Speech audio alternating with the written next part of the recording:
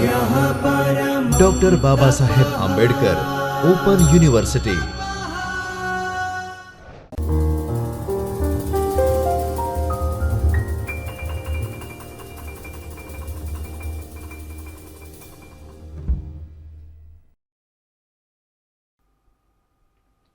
What's up everyone, welcome back to the Chaitanya studio.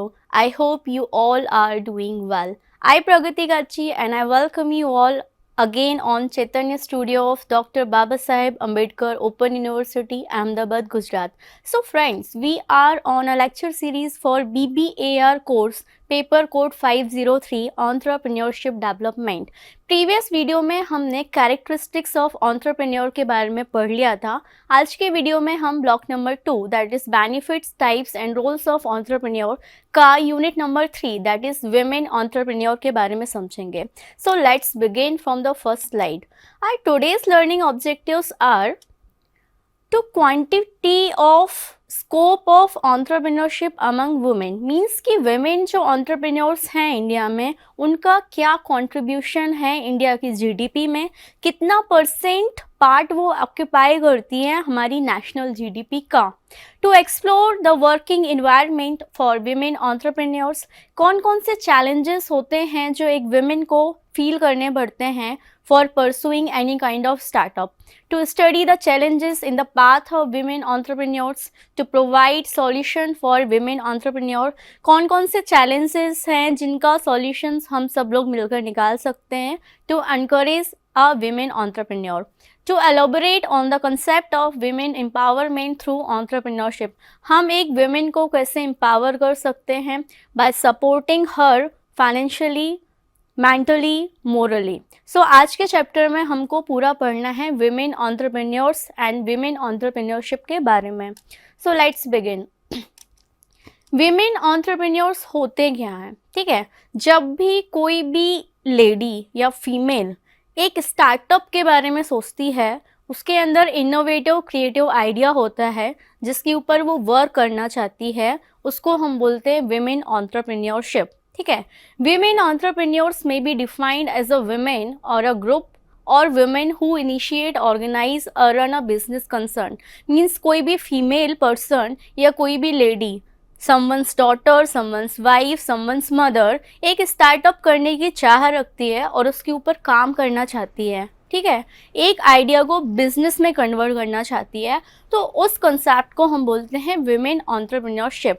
शम्पीटर जी ने एक definition दी है, women entrepreneurs are those women who innovate, initiate और adopt a business activity। Means women entrepreneurs उनको कहा गया है जो इनोवेशन करती हैं या फिर किसी बिजनेस एक्टिविटी को इनिशिएट करती हैं। ठीक है, as per the government of India, हमारी गवर्नमेंट ऑफ इंडिया ने भी क्या किया है, विमेन एंटरप्रेन्योर्स की डेफिनेशन दी है। They said an enterprise means कोई भी न्यू कंपनी, यंग कंपनी या venture owned and controlled by a women, जब कोई भी विमेन कोई भी यंग कंपनी या एंटरप्राइज को ओन करती है या ओनरशिप उसके पास हो या फिर वो फाउंडर हो, having a minimum financial interest of 51% of the capital and giving at least 51% of the employment generated in the enterprise to women. For example XYZ private limited company है, ठीक है, उसमें 4 लोग हैं, 51% स्टेक मेरा है, मीन्स 51% जो प्रॉफिट होने वाला है उस कंपनी से वो मेरा है, मेरी ओनरशिप है 51% की। बाकी 49% की ओनरशिप 3 लोगों के पास है। ठीक है, तो तब भी मैं क्या कहलाऊंगी, विमेन एंटरप्रेन्योर कहलाऊंगी, क्योंकि मेजॉरिटी स्टेक्स, मेजॉरिटी शेयर्स और उससे जो प्रॉफिट निकलने वाला है वो मेरा है। ठीक है, तो गवर्नमेंट इंडिया ने थोड़ी सी लीगल डेफिनेशन दी है, ओनरशिप के बारे में बोला है। शम्पीटर जी ने जेंडर के ऊपर एनालिसिस करके डेफिनेशन दी है। तो ये हमारी वीमेन एंटरप्रेन्योर्स की डेफिनेशन है। ठीक है, आप लोगों को समझ में आया होगा। सो एक ओवरव्यू के बारे में हम समझते हैं कि करंट सिचुएशन में कितने % वीमेन हैं जो एंटरप्रेन्योर हैं टोटल पॉपुलेशन की। So there is only 10% womens who are owning any kind of enterprise, या खुद का स्टार्टअप है। ठीक है, in comparison to whole population of India. around 130 crores.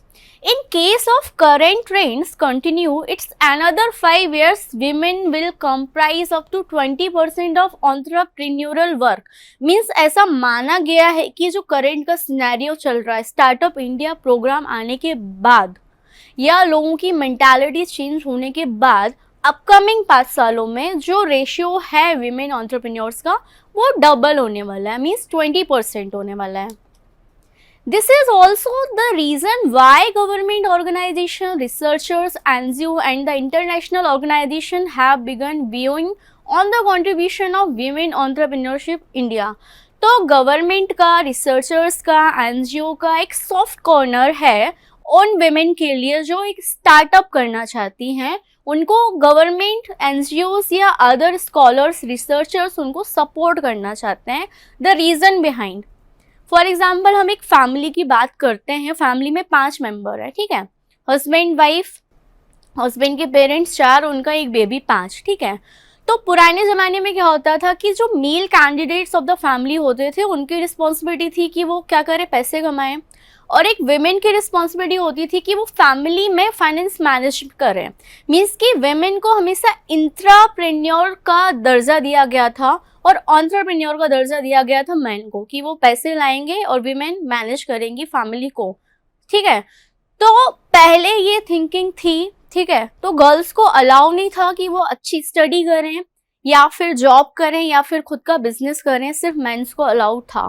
तो ये रेशियो कम था हमारा सिंस इंडिपेंडेंस. बट धीरे धीरे जैसे गवर्नमेंट ने सपोर्ट किया कि बेटी बचाओ बेटी पढ़ाओ अभियान, ताकि गर्ल्स क्या हों, स्किलफुल हों, अच्छी सैलरी में अच्छी प्लेस पर जॉब करें, या अगर वो क्रिएटिव हैं, अगर वो विजनरी पर्सन है, अगर वो स्टार्टअप भी करना चाहती है, तो गवर्नमेंट ने क्या बोला कि हम उनको सपोर्ट करेंगे, ठीक है.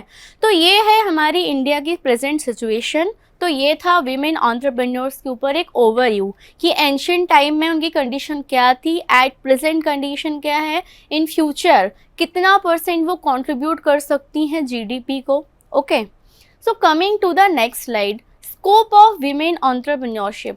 हम सभी को पता है कि जब एक लेडी, एक female, someone's daughter, someone's wife या समवंस मदर जब काम पर जाती है, बाहर कुछ पैसे कमाती है, ठीक है.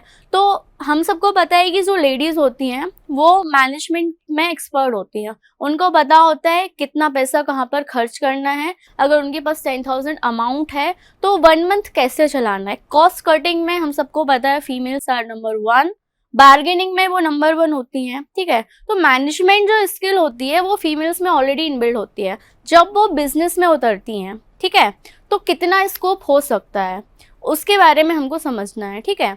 Over the last decade they have shown a tremendous increase in the remarkable shift from the conventional style of business to the modern. पहले फीमेल्स को अलाउ नहीं था, जब उनको अलाउ किया गया या थोड़ा सा स्कोप आया तो उन्होंने क्या किया, अपना टाइम मैनेजमेंट, अपना फाइनेंस मैनेजमेंट स्किल्स को पुट ओवर कर दिया किसमें, बिजनेस में. बिजनेस का स्टाइल चेंज कर दिया, उन्होंने टेक्नोलॉजी सीखी, टेक्नोलॉजी का यूज़ करके क्या किया, वेंचर्स डेवलप किए, उन्होंने कॉस्ट कटिंग करके प्रॉफिट मैक्सिमाइज किया. मतलब बिजनेस करने का पूरा स्टाइल उन्होंने चेंज कर दिया. उन्होंने जितना भी पोटेंशियल था, जितनी भी स्किल्स थी, जो भी कमियां थी, सबको करेक्ट करके क्या किया, एक अच्छा वेंचर बनाने की उन्होंने कोशिश की, ठीक है. तो जब विमेन आती है बिजनेस फील्ड में, ठीक है, तो वो क्या क्या कर सकती है, कितना अच्छा कर सकती है, कैसे चीज़ों को मैनेज कर सकती है, सारी चीज़ें हमको पढ़नी है, ठीक है. तो हम बात करते हैं एंटरप्रेन्योरशिप की. तो एंटरप्रेन्योर चाहे वो मेंस के लिए हो चाहे वीमेन के लिए हो, स्टार्ट होता है इनोवेटिव क्रिएटिव आइडिया से.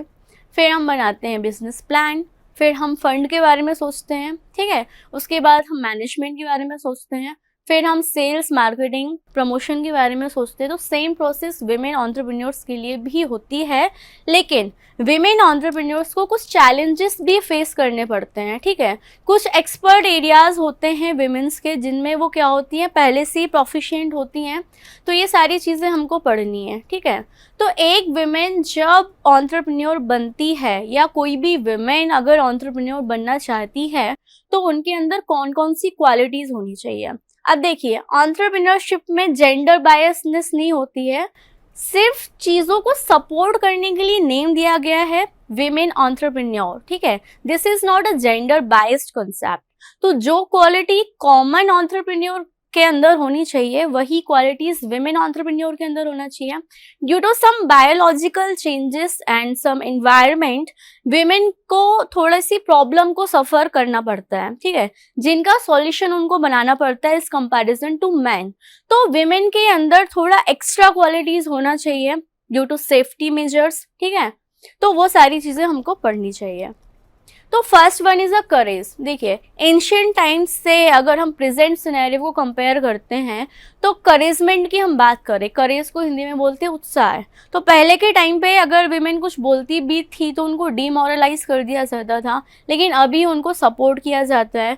तो एक विमेन के अंदर उत्साह होना चाहिए, कुछ करने की चाहत होनी चाहिए, जिसको हम बोलते हैं करेज। सेकेंड, साउंड माइंडेड, मीन्स वो पढ़ी लिखी हो, उसको प्रैक्टिकल वर्ल्ड की समझ हो, वो इंसॉल्वेंट ना हो, ना ही वो ज़्यादा मासूम हो, ठीक है, साउंड माइंडेड हो, ठीक है, सोचने समझने की क्षमता होनी चाहिए उसके अंदर। Clear vision with the strong mind, अगर वो स्टार्टअप करना चाहती है तो उसका एक क्लियर माइंडसेट होना चाहिए, दूर की सोच उसको रखना चाहिए कि अगर इस पर्टिकुलर आइडिया पे मैं आज काम करती हूँ तो अपकमिंग 5 ईयर्स या अपकमिंग 10 ईयर्स तक मेरा जो बिजनेस है वो इस प्लेस पर आकर खड़ा हो जाए। दूर की सोच होनी चाहिए उसके अंदर। Self confidence and boldness, for example Priyanka Chopra, शायद आप सभी लोगों ने उनकी बायोग्राफी पढ़ी होगी। उन्होंने बहुत स्ट्रगल की है मॉडल बनने के लिए, एक्टिंग फील्ड में ब्रांड वैल्यू बनाने के लिए, जस्ट बिकॉज वो बहुत ज़्यादा कॉन्फिडेंट है। अगर आपने कभी उनका इंटरव्यू सुना हो तो उनका एक फेवरेट क्योट भी है, normal girls doesn't make history, bold girls makes history. Means जो नॉर्मल लड़कियां होती हैं जिनमें कॉन्फिडेंस की कमी होती है वो कभी हिस्ट्री क्रिएट नहीं कर सकती, कुछ बड़ा नहीं कर सकती। कुछ बड़ा करने के लिए हर लड़की के अंदर क्या होना चाहिए, सेल्फ कॉन्फिडेंस होना चाहिए, बोल्डनेस होनी चाहिए, सोच बड़ी होनी चाहिए। तो ये सारी क्वालिटीज़ एक विमेन एंटरप्रेन्योर के अंदर होना चाहिए। द ओरिएंटेशन ऑफ गोल्स, आपको डेविएट नहीं होना अपने डायरेक्शन से, चाहे कोई भी प्रॉब्लम हो जाए। आप आज बैचलर हो, कल को आप मैरिड हो जाओगे, परसों आप किसी की मदर बन जाओगे, तो ये लाइफ का पार्ट है, लेकिन आपको अपने विजन से, गोल से डिस्ट्रैक्ट नहीं होना है, ठीक है। ऑप्टिमिस्टिक अप्रोच रखनी है, हमेशा आपको पॉजिटिव सोचना है। आज अगर प्रॉब्लम है तो कल प्रॉब्लम नहीं रहेगी, उस प्रॉब्लम को कैसे सॉर्ट आउट करना है ये क्वालिटी आपके अंदर होनी चाहिए। क्विक डिसीजन मेकिंग कैपेबिलिटी आपके अंदर होना चाहिए। आपको सैड नहीं होना कि मेरे साथ तो बुरा बुरा हो रहा है, मैं लेडी हूँ, मैं बेचारी हूँ, मैं कैसे शॉर्ट आउट करूँगी, मैं सॉल्यूशंस कैसे बनाऊँगी। तो आपको क्या सोचना है, पॉजिटिव सोचना है कि आप वर्क लाइफ बैलेंस कर सकते हो अपनी पर्सनल लाइफ के साथ। Build up a network, you know, women का जो नेटवर्क होता है उसको हम हंसी मजाक में बोल देते हैं कि ये 6G नेटवर्क है, ठीक है। 6G नेटवर्क का मतलब होता है कि जो भी आइडिया या जो भी इंफॉर्मेशन या कोई भी डेटा होता है, तो women are very much proficient in spreading out, वो नेटवर्क बनाने में एंड डेटा को स्प्रेड करने में एक्सपर्ट होती हैं, ठीक है। तो उसी को उनको क्या करना है, फॉर्मल वे में स्प्रेड आउट करना है as compare to informal way. Brilliant organiser and manager, management skills तो पहले से ही है, ठीक है। अब हमको क्या करना है, ऑर्गेनाइजिंग स्किल्स को डेवलप करना है। तो कोई भी बिजनेस को अच्छे से अगर आप ऑर्गेनाइज करोगे, जैसे हम घर में सारा सामान एक एप्रोप्रिएट स्पेस पे रखते हैं कि कौन सी चीज़ कहाँ पे रखना चाहिए, वैसे ही बिजनेस में अगर आपने एम्प्लॉयज़ को हायर करके रखा है या पार्टनर्स को आपने पार्टनरशिप बिजनेस में रखा है, तो उस पर्सन की स्किल्स, कैपेबिलिटीज़, क्वालिटीज़ के हिसाब से आपको काम बांटना है। उसी को हम बोलते हैं बिजनेस ऑर्गेनाइजेशन या ऑर्गेनाइजेशन ऑफ वर्क। तो these are the some qualities जो विमेन एंटरप्रेन्योर्स के अंदर होना ही चाहिए। अगर ये क्वालिटीज़ आपके अंदर नहीं है तो आप अच्छे एंटरप्रेन्योर नहीं बन सकते, ठीक है। ये क्वालिटीज़ तो होनी चाहिए। ये कॉमन मैन एंटरप्रेन्योर्स के अंदर भी होना चाहिए एंड वीमेन एंटरप्रेन्योर्स के अंदर भी होना चाहिए। अब हम बात करेंगे कि एंशियंट टाइम से लेके अभी तक एट प्रेजेंट वो कौन कौन से चैलेंजेस थे जिनको फेस किया विमेन एंटरप्रेन्योर्स ने, ठीक है। तो फर्स्ट चैलेंज था problem of finance. Problem of finance का मतलब होता है पैसे की प्रॉब्लम, ठीक है। तो पहले क्या था, गर्ल्स की अंडर एज में शादी कर दी जाती थी, बिलो द 18 ईयर्स। उनको ऐसा लगता था कि लड़कियां पराया धन है, तो उनको तो वैसे भी दूसरे घर जाना है, तो जितने जल्दी उनकी शादी करेंगी वो उनके घर चली जाएंगी, हस्बैंड की 50% प्रॉपर्टी जो है उनको मिल जाएगी, ठीक है। तो इस चक्कर में पेरेंट्स क्या थे, अपनी बेटियों को पढ़ाते नहीं थे। तो ये भी बहुत बड़ा रीज़न था कि पेरेंटल प्रॉपर्टी में लड़कियों का हिस्सा नहीं होता था, तो वो मजबूर थी शादी करने में, क्योंकि हस्बैंड ने अगर सपोर्ट किया तो वो पढ़ाई कर सकती हैं, बिजनेस कर सकती हैं, अगर हस्बैंड ने सपोर्ट नहीं किया तो वो कुछ करने लायक नहीं थी। तो ये सबसे बड़ा रीज़न था कि पेरेंटल प्रॉपर्टी पे गर्ल्स का नाम नहीं आता था। लेकिन अभी गवर्नमेंट ने क्या बोला है कि जो पेरेंटल प्रॉपर्टी है उसमें गर्ल्स का भी हिस्सा होता है बॉयज़ के साथ साथ। फॉर एग्ज़ाम्पल, एक पेरेंट हैं जिनके 3 बच्चे हैं, 2 लड़के और 1 लड़की। तो ऐसा नहीं है कि पेरेंट्स की जो प्रॉपर्टी है सिर्फ बेटों के नाम पे जाएगी, या बेटे ही पेरेंट्स की प्रॉपर्टी को यूज़ करके अच्छा बिजनेस कर सकते हैं। गवर्नमेंट ने क्या बोला कि पेरेंट्स की जो प्रॉपर्टी है वो बेटियों को भी मिलेगी।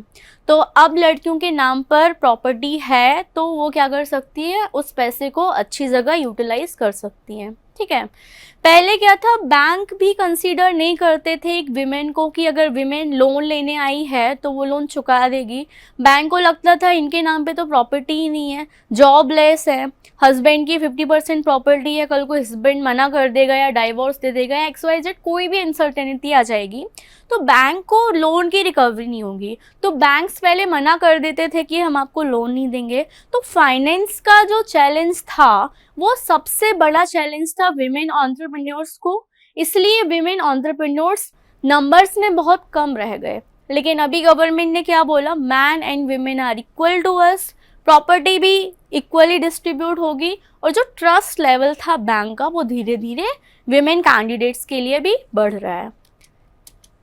सेकेंड प्रॉब्लम थी स्कैरिसिटी ऑफ रॉ मटेरियल। अब देखिए, अगर आपका मैन्युफैक्चरिंग बिजनेस है तो आपको कोई भी प्रोडक्ट बनाने के लिए रॉ मटेरियल चाहिए। अब रॉ मटेरियल के लिए आपको बाहर जाना पड़ेगा, रॉ मटेरियल की पहचान आपके अंदर होनी चाहिए, कौन सा मटेरियल हमको अफोर्डेबल प्राइस पे मिल जाएगा, तो वो भी सबसे बड़ी प्रॉब्लम थी। फिर था stiff competitions, man and women, main dominated society, पहले गर्ल्स को ज़्यादा रिस्पेक्ट नहीं मिलती थी, ठीक है, लोग अच्छी नज़रों से नहीं देखते थे, तो पेरेंट्स बोलते थे आप बाहर मत जाओ, बाहर का काम मत करो। तो वीमेन के लिए कंपटीशन बहुत ज़्यादा था। लिमिटेड मोबिलिटी का मतलब है, अगर लड़की बैचलर है तो पहले टाइम पे क्या होता था, due to safety reason parents मना करते थे कि आप अकेले बाहर मत जाओ, किसी को साथ में लेकर जाओ। तो अगर वो कुछ करना भी चाहती तो ड्यू टू सेफ्टी रीज़न उसके पेरेंट्स अलाउ नहीं करते थे। आफ्टर मैरिज अगर हम बात करें, अगर हस्बैंड सपोर्टिव था तो वो क्या करता था, सपोर्ट करता था, हर एक चीज़ में साथ में लेकर जाता था। फिर भी जो मोबिलिटी थी, मीन्स एक प्लेस से दूसरी जगह मूव करने की एबिलिटी, वो मैन के कंपैरिजन में बहुत कम थी। और आज भी कुछ ऐसे एरियाज हैं जहाँ पर गर्ल्स को मना किया जाता है कि आप घूमने फिरने वाला काम मत करो। Family ties, before marriage girls free हैं, उनको जहाँ पर भी पढ़ाई करनी है वो कर सकते हैं, बट आज भी कुछ कास्ट, कुछ रिलीजन में ऐसे इश्यूज़ हैं कि फैमिली से वो टाइज हो जाती हैं। आफ्टर मैरिज उनको हाउस वाइफ बनकर रह जाना पड़ता है। आफ्टर किड्स उनको सिर्फ फैमिली संभालने के लिए बोल दिया जाता है, उनको कोई अलाउ नहीं करता, कोई सपोर्ट नहीं करता। तो ये भी बहुत बड़ा चैलेंज है। मेल डोमिनेटेड सोसाइटी, तो ये भी बहुत बड़ा रीज़न है। आज भी इंडिया क्या है, मेल डोमिनेटेड सोसाइटी को फॉलो करता है, ठीक है। तो पहले के टाइम पे क्या होता था कि मेल्स का ईगो हर्ट हो जाता था कि हमारी वाइफ काम नहीं करेगी जब हम पैसे कमा रहे हैं, हमारी वाइफ घर संभालेगी। तो छोटे छोटे चीज़ें ईगो पर आ जाती थी, जिसके कारण क्या थी, गर्ल्स एंटरप्रेन्योर नहीं बन पाई, गर्ल्स GDP में ज़्यादा कंट्रीब्यूट नहीं कर पाई। आई होप आपको समझ में आया होगा कि एक एंटरप्रेन्योर बनने के लिए वुमेन को कौन कौन से चैलेंजेस को फेस करना पड़ता है। पहले के टाइम पे सिचुएशंस, नंबर ऑफ़ चैलेंजेस बहुत ज़्यादा थे, बट धीरे धीरे जैसे ही गवर्नमेंट ने वुमेन को सपोर्ट करना स्टार्ट किया, लाडली लक्ष्मी योजना, बेटी पढ़ाओ बेटी बचाओ योजना, गर्ल्स अगर लोन लेती हैं तो उनको 1.5 या 0.5 कम इंटरेस्ट में लोन मिलता है।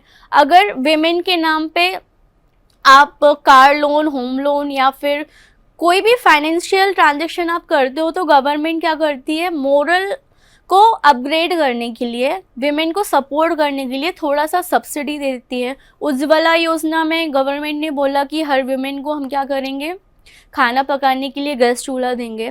तो ये सब कुछ गवर्नमेंट स्कीम्स थी ताकि लोग क्या हो, अवेयर हो और विमेन को सपोर्ट करें। तो पिछले सालों से लेकर अगर आज तक हम कैलकुलेट करें तो नंबर ऑफ विमेन एंटरप्रेन्योर्स बढ़ते जा रहे हैं just because of financial, moral and safety supports. I hope कि आप सभी लोगों को नंबर ऑफ चैलेंजेस समझ में आए होंगे और आपको ये भी समझ में आया होगा कि हमारे घर में जो गर्ल्स हैं, विमेन हैं, उनको हमें सपोर्ट करना चाहिए। So coming to the next slide, result of women entrepreneurship. जैसे जैसे उनको फाइनेंशियली, मोरली सपोर्ट मिलता गया, ठीक है, करेजमेंट मिलता गया, वो सेल्फ मोटिवेटेड होती गई, तो उसका आउटपुट क्या निकला, ठीक है। गर्ल्स जब पढ़ी लिखी नहीं थी तो वो सिर्फ हाउसवाइफ बनकर रह जाती थी। अब वो पढ़ी लिखी हो गई हैं, वो जॉब करती हैं, बिजनेस संभालती हैं, मतलब दे आर अर्निंग, वो खुद के एक्सपेंस बेयर कर रही हैं, वो फैमिली में कंट्रीब्यूट कर रही हैं, ठीक है। जीडीपी में भी क्या है, उनका कंट्रीब्यूशन है, वो आईटीआर फाइल कर रही हैं, तो उनका जो पैसा है एज अ टैक्स के फॉर्म में गवर्नमेंट के पास भी जा रहा है। तो अब हम समझेंगे कि विमेन एंटरप्रेन्योरशिप का रिजल्ट क्या है।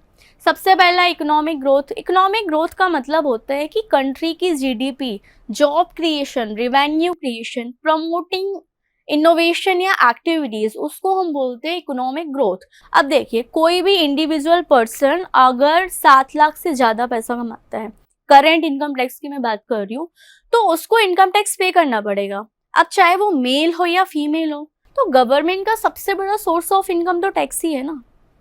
अब विमेन ने अगर कोई स्टार्टअप किया, फॉर एग्जांपल शुगर कॉस्मेटिक्स के फाउंडर की हम बात करें, Vinita Singh, shark tank India में आपने देखा होगा, विनीता सिंह ने कॉस्मेटिक्स का स्टार्टअप किया जिसका नाम था sugar.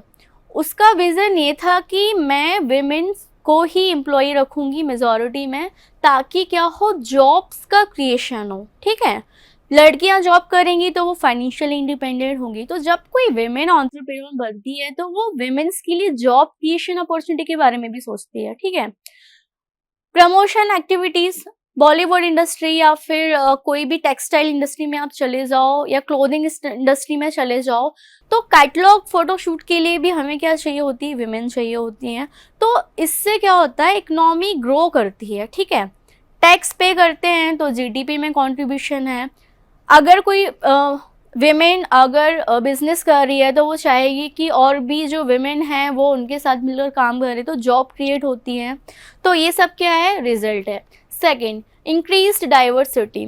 Women entrepreneurs bring unique perspective, experience and ideas to the market, leading increase diversity and innovation in business. हम सबको पता है कि लड़कियां पढ़ी लिखी हों या पढ़ी लिखी ना हो, फिर भी वो आर्टिस्ट होती हैं, उनको हाउस होल्ड मैनेज करना आता है, ठीक है। रंगोली, मेहंदी, क्रिएटिविटी, डिज़ाइनिंग, ये सब क्या है, इनबिल्ट है। जैसे इन्वायरमेंट में उनको नरिश किया जाता है, बच्चे वैसे ही बनते हैं। तो एंशिएंट टाइम से लेकर आज भी अगर हम देखा जाए तो क्रिएटिविटी में एक्सपर्ट हैं विमेन, ठीक है, एज कम्पेयर टू मैन। चाहे वो डिज़ाइनिंग इंडस्ट्री हो, मेहंदी, आर्टिस्ट, रंगोली या फिर XYZ कुछ भी। तो इससे क्या होता है, नंबर ऑफ ऑप्शंस क्रिएट होते हैं जिसको हम बोलते हैं डाइवर्सिटी।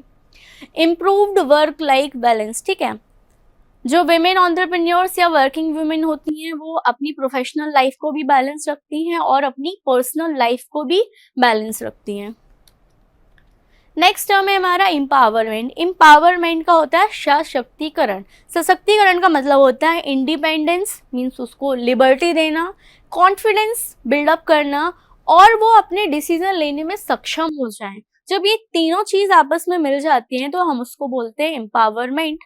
तो entrepreneurship can empower women by providing financial independence, increasing self confidence and enabling them to make their own decisions।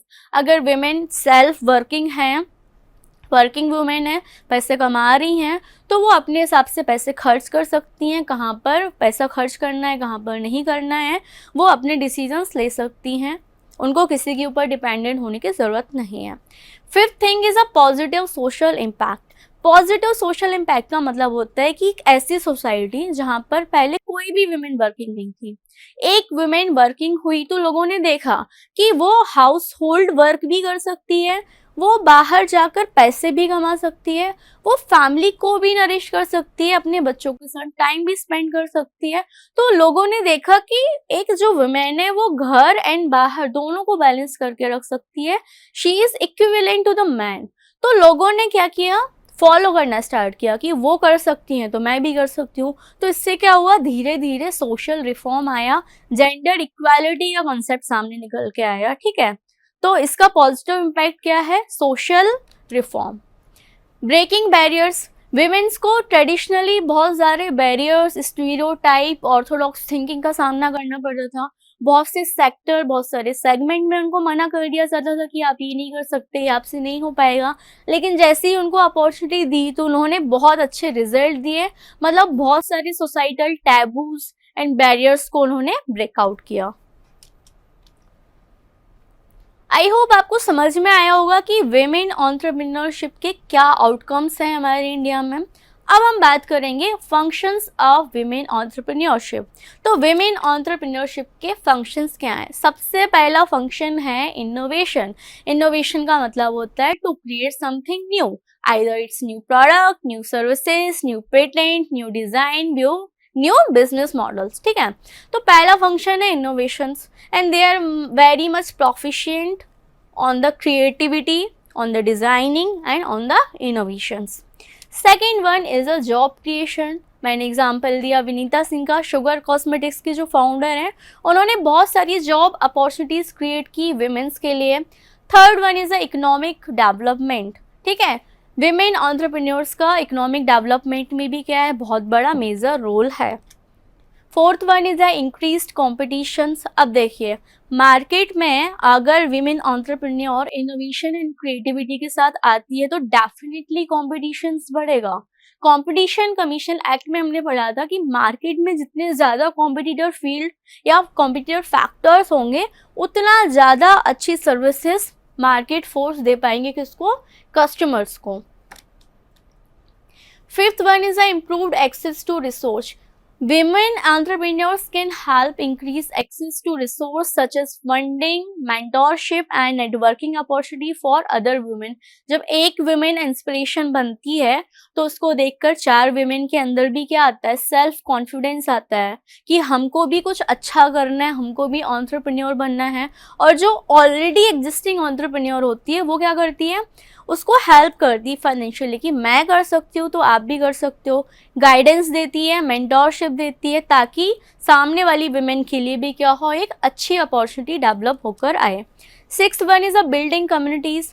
आपने निधि स्कीम सुनी होगी या आंगनबाड़ी योजना आपने सुनी होगी, उसमें क्या होता है, जो हाउस होल्ड वेमेन होती हैं उनके बीच में एक कम्युनिटी होती है कि आप स्मॉल अमाउंट आपका क्या करो, इन्वेस्ट करो, लकी ड्रॉ ऑफर्स होते हैं। तो ये सब क्या होती हैं, सेविंग स्कीम्स होती हैं जो एक अच्छी कम्युनिटीज़ को बिल्डअप करती हैं। Breaking down stereotype, women entrepreneurs helps to challenge and break down gender stereotype, providing the way for greater gender equality in business. कुछ विमेन एंटरप्रेन्योर्स थी जिनको स्टीरियोटाइप को ब्रेक करने में प्रॉब्लम जा रही थी, तो अदर विमेन ने उनको क्या किया, गाइड किया, मेंटोरशिप दी कि आप इसको कैसे ब्रेकआउट कर सकते हो, साइकोलॉजी को समझाया कि आप अपने फैमिली में समझाओगे, इसके आउटकम्स बताओगे, आप अपना पोटेंशियल, अपनी स्किल्स, अपनी कैपेबिलिटीज़ बताओगे तो शायद आपकी फैमिली भी आपको सपोर्ट करेगी। तो विमेन एंटरप्रेन्योर्स सोसाइटी के stereotype, taboos and orthodox thinking को भी ब्रेक डाउन करती हैं। Networking opportunities, access to capital, work life balance support, ये सब क्या है, एजुकेशन एंड ट्रेनिंग, ये सब क्या है, हमारे विमेन एंटरप्रेन्योरशिप के आउटकम्स हैं और हमारे रिजल्ट हैं। ब्रेकिंग डाउन स्टीरियोटाइप मैं आपको ऑलरेडी समझा चुकी हूँ। सपोर्टिव पॉलिसीज़, गवर्नमेंट ने बहुत ज़्यादा स्कीम्स एंड पॉलिसीज़ निकाली हैं विमेन एंटरप्रेन्योरशिप को सपोर्ट करने के लिए, बहुत ज़्यादा इंसेंटिव, ग्रांट्स एंड सब्सिडीज़ देती हैं ताकि हर इंसान जो डिसीज़न ले वो क्या करे, विमेन लीडिंग बिजनेस एंटरप्रेन्योरशिप के सपोर्ट में ले। लोगों को लगे कि हमारे घर में जो डॉटर है, जो मदर है या जो वाइफ है, अगर उनके नाम से हम कोई भी ग्रांट लेना चाहते हैं तो ईजिली हमें मिल जाएगी। तो इन सब तरीक़ों से क्या होता है, हम विमेंस को क्या करते हैं, सपोर्ट करते हैं। तो गवर्नमेंट ने जो स्कीम्स निकाली हैं टू सपोर्ट विमेंस, उसका इम्पैक्ट क्या होता है, लोग अवेयर होते हैं, रिस्पेक्ट करते हैं, उनको लगता है कि हमें उनके फेवर में क्या करना चाहिए, डिसीजन लेना चाहिए। अब हम बात करेंगे top 10 women entrepreneurs in India. ठीक है, तो top 10 women entrepreneurs of India की अगर हम बात करें तो सबसे पहले दिमाग में हमारे अंदर आता है नायका। नायका की फाउंडर है फाल्गुनी नैयर, जिन्होंने क्या किया, नायका के खुद के प्रोडक्ट्स नहीं है, नायका एक ऑनलाइन वेब प्लेटफॉर्म है जिन्होंने इंटीग्रेट किया है कॉस्मेटिक्स इंडस्ट्रीज कंपनीज को, कि आप क्या है अपने कॉस्मेटिक्स, अपने प्रोडक्ट्स की लेबलिंग, पैकेजिंग एंड लिस्टिंग हमारी वेबसाइट पे कराओ, हम आपके प्रोडक्ट्स को सेल करेंगे हमारी वेबसाइट के थ्रू, या फिर हमारी वेबसाइट के थ्रू अगर आपको कोई ऑर्डर आता है तो हम प्रॉफिट में से आपको हिस्सा देंगे। तो ये क्या था, एक विजनरी सोच थी किनकी, फाल्गुनी नैयर जी की, जिन्होंने क्या किया, नायका को एक छोटी कंपनी से लेके एक बहुत बड़ी कंपनी को बनाया। ठीक है, दूसरी हम बात करेंगे विनीता सिंह, जिनको तो आप जानती हैं, सुगर कॉस्मेटिक्स की फाउंडर है हमारी। ठीक है, वंदना लोहारा, ये भी बहुत अच्छी एंटरप्रेन्योर हैं। किरण छो, ये भी बहुत अच्छी एंटरप्रेन्योर हैं। तो हमारे यहाँ विमेन को इंस्पायर करने के लिए बहुत सारी विमेन एंटरप्रेन्योर हैं, जिनकी बायोग्राफी, जिनकी लाइफ स्टोरी समझकर हमें क्या करना चाहिए, सीखना चाहिए कि अगर एज अ विमेन वो सारी चीज़ें कर सकती हैं, अपनी work life and personal life को बैलेंस कर सकती हैं, तो हम भी कर सकते हैं।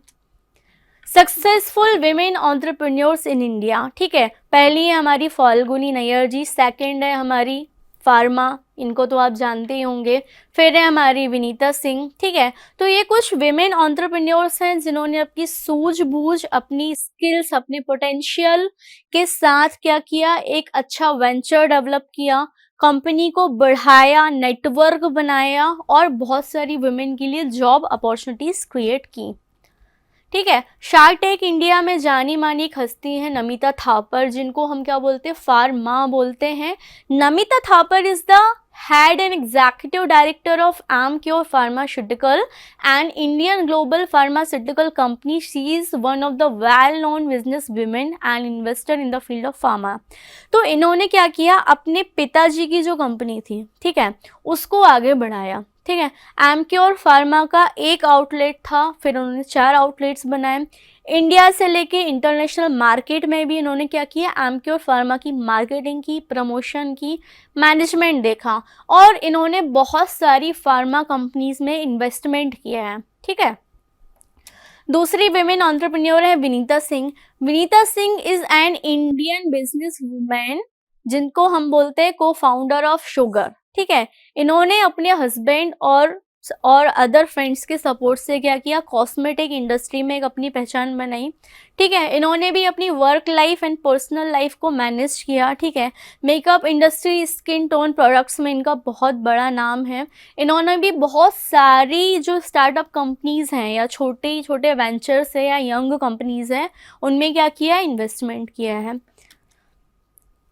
तो विमेन एंटरप्रेन्योर समझने के लिए आपको छोटे छोटे की टर्म्स को समझना पड़ेगा। ठीक है, जैसे प्रोप्राइटरी का मतलब क्या होता है, प्रोप्राइटरी का मतलब होता है ओनर या ओनरशिप। जब कोई भी वुमेन या मैन कोई भी प्रोप्राइटर में अपने बिजनेस को रजिस्टर्ड करता है अपने नाम से, तो हम बोलते हैं कि ये जो प्रोप्राइटरी है वो पर्टिकुलर पर्सन से बिलोंग करती है। ठीक है, रेजिस्टेंस का मतलब होता है to refusal to accept something, means आपके पास कोई एक ऑफ़र था, आपने ऑफ़र सुना समझा और मना कर दिया, तो उसको हम बोलेंगे रिफ्यूज़ल या resistance of any offer. Collaboration का मतलब होता है कि हम क्या कर रहे हैं, किसी के साथ मिलकर कोई पर्टिकुलर काम कर रहे हैं, कोई नया गोल अचीव कर रहे हैं। ठीक है, तो उसको हम बोल देते हैं collaboration. I hope you liked my explanation way, आपको विमेन एंटरप्रेन्योरशिप का मतलब समझ में आया होगा। Challenges faced by women entrepreneurs समझ में आया होगा, ठीक है। विमेन एंटरप्रेन्योर्स के लिए गवर्नमेंट ने कौन कौन सी योजनाएं बनाई हैं, कौन कौन सी स्कीम्स बनाई हैं, ये सारी बातें आपको समझ में आई होंगी। For further any query and doubts you can mail us at pragati.kachi@bau.edu.in. Thanks for watching my video. We will meet you soon in a next video lecture. Thank you. स्वाध्यायः परः